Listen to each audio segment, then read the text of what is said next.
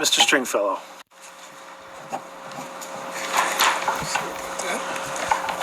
Good evening, Tom Stringfellow, 183 Hillstown Road. I'll start back with the issue of history. As I said before, this is the 7th year anniversary last Thursday or Friday for the end of the Korean War. I guess in 1953, I think it's just an armistice. I think we're technically still almost at war with North Korea, heavily demilitarized zone, and I guess recently we had the American soldier that went over there about 1 or 2 weeks. He hasn't been released yet. I don't know what the story is because I think he's in trouble with the military anyways.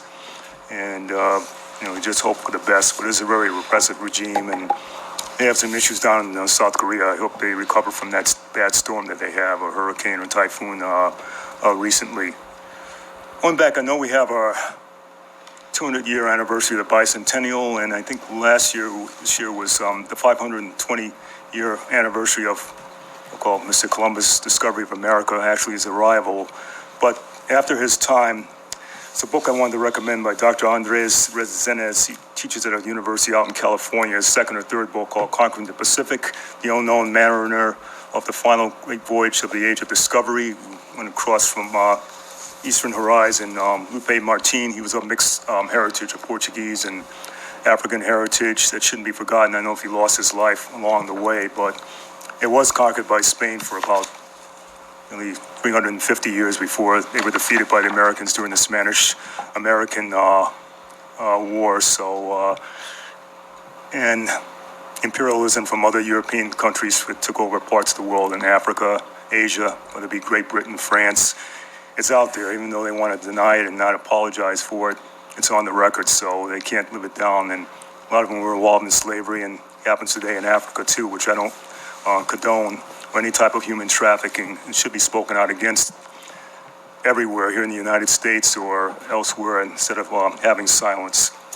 So it's my issue, my area with that. And also Vietnam, I did see the memorial this afternoon, the 14 dead men that we have here gave their lives during that conflict from 64 to 1975. So it's very well kept up, the Civil War statue and the time capsule. So I'm hoping that we can get better media coverage to know what, Manchester stands for. I was at the last Board of Education meeting, and I know we all have a freedom of expression, and I was disturbed by the remarks when the town registrar, Republican registrar, Mr. Tim Becker, second public comments. I know I talked with the town attorney, he's covered by that because of public citizen, but to make vindictive verbal threats about, people who wants to get voted out, I think it's almost crossing the line. We can agree to disagree. I guess they extended Superintendent Geary's contract for 3 years, but the way he was saying it, Mr. Becker, I thought was very unprofessional, and I've heard him make disparaging remarks when he was on the board of directors. Mr. Stringfellow, Okay, if you could refrain from names. Okay, I didn't hear it the first time or the second time. Well, all right. Well, thank you. Current registrar, but it's a matter of who we are politically. We need to do right, whether Republican, Independent, and all that. And I'm just going to say it. Maybe it's a trip over from past administration, but we could do better as Americans, because right now we don't want to have the government shut down anywhere. And for those who, maybe oppose it, take the time out, visit, the school system, and volunteer, because I've been doing it myself for 35 years, and usually the only time you hear from them is something goes wrong. It's not just a business only. I want all students to succeed no matter where they live, so I'm just bringing it out there that, we need to do better as Americans, and that no one has the truth on liberty, patriotism, no matter what political party you, go for, that you belong to. Dealing with COVID and masking, I know there's been an opponent out there for that, but I wanted to recommend Skeptical Inquirer that talked about what's going on with conspiracy theories, the most recent Harper magazine that talked about science inquiry, pros and cons of that.